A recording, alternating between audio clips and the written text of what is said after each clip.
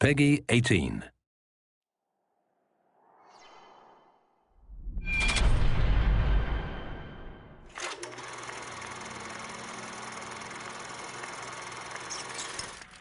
When you think about BioShock Infinite's characters, in BioShock 1, I think the biggest character in the world was actually the world of Rapture. And I think with Infinite, we're continuing that tradition as well, that there's a lot of narrative told in the world, and very much probably on the same scale as there was with BioShock 1. But we also saw an opportunity to bring the dynamic element of storytelling to the characters.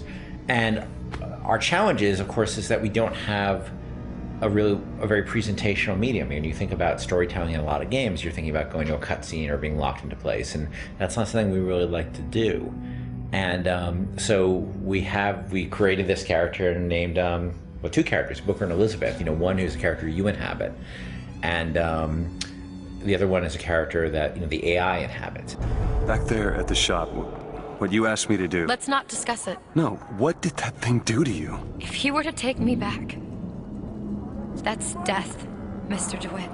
Or something so like it, I cannot tell the difference. Booker is, I think you're going to see him be multidimensional throughout the game. Starts off very, very simple, and if you know history at all, he's a former Pinkerton agent, which those were bad guys. Bad guys feared the Pinkertons. And the fact that he was kicked out of the Pinkerton agency should kind of give you a little bit of insight into what kind of guy he is. He's seen a lot. He's done a lot. He's got a lot to make penance for.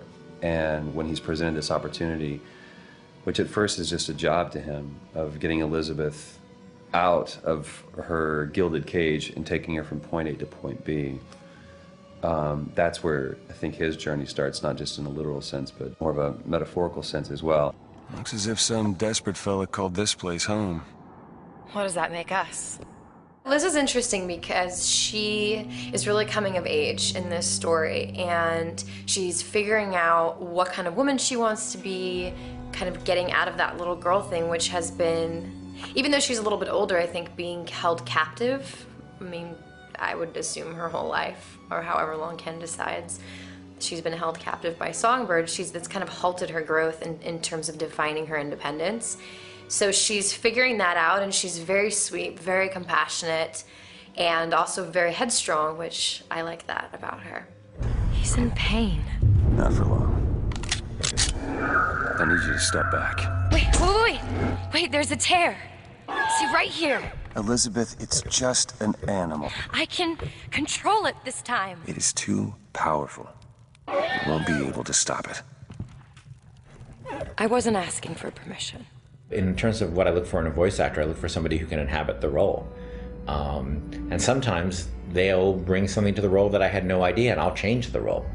With both of them, I think I saw people who sort of inhabited the basics of what I saw in the character, but they're also very good at taking direction. They're very good at responding to feedback, and that's what I mean more. That it's less direction and more feedback, because a lot of times I don't even know what I want, and I'm just sort of saying, let's try in this area, and they're very open to that, and they're really generous in the process, and that's been incredibly helpful.